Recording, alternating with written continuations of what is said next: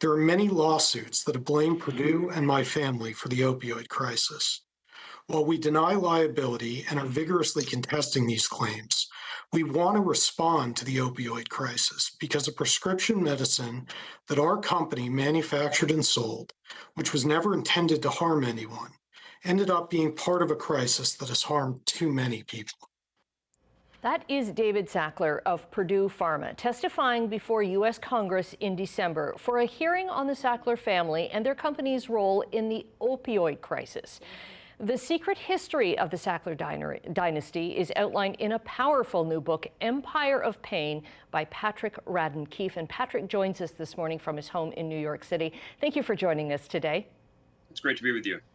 Now, you started this book not looking at the Sackler family. You were working on another project and then just kind of fell into who is this family and where did all their money come from? This is a family that I knew primarily as a name associated with philanthropy, that it's a very wealthy dynasty, one of the wealthiest families in the world, and they've given huge amounts of money to the arts and the sciences, really all over the world. So you see the Sackler name on art galleries, on museums, on university buildings. I did not realize until fairly recently that where most of that money came from was the sale of OxyContin, this drug that helped spark the opioid crisis. Right, because they were very specific that they wanted their names on all this philanthropic work that they were doing, but not at all with Purdue. And they started making their money with Valium. Yeah, it was this extraordinary thing. I look back all the way to the 1950s at the history of this family, and they've been involved in the pharmaceutical business for that long, and made the first great Sackler fortune by marketing Valium in the U.S., in Canada, in other countries around the world, and became hugely wealthy that way at first, long before OxyContin. Right, and you talk about marketing. Marketing is key to this family's success, right? Because Arthur Sackler, who was one of the three brothers who founded, the Purdue company, or ended up buying it, he was the first to get into medical advertising, so directly marketing to doctors.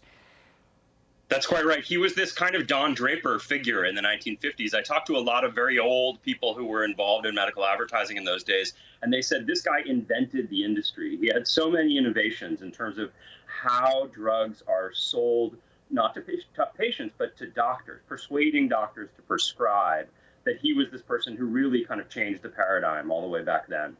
Right, and he was very defensive in saying you shouldn't advertise to, critics were saying you shouldn't advertise to doctors, but he was going, doctors are not housewives looking at magazines, right? They know what to do.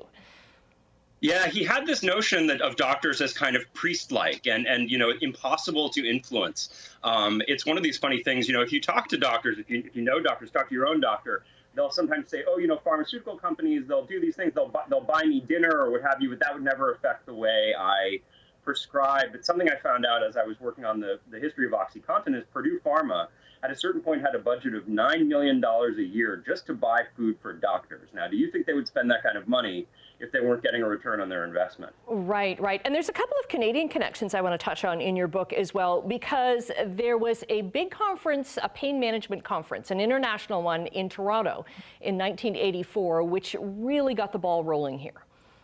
Yeah, one thing that actually Arthur Sackler had started doing back in the early days and that Purdue subsequently did was try and kind of legitimize their commercial interests by aligning themselves with academic and research scholarship. And so what they did in this case was they sponsored a big event all about the treatment of pain, and they summoned a bunch of doctors from all over the world to Toronto.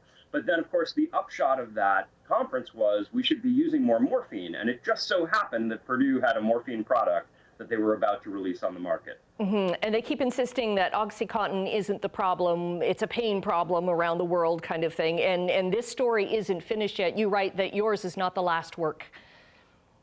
Well, I think so, yeah. I mean, we're going to see in the coming months whether the Sackler family that owns Purdue will be held to account in any significant way over the legacy of OxyContin. So we will soon find out. Patrick, I have to let you go there, but Empire of Pain, thank you for writing this book. It is a very powerful read. Oh, thank you.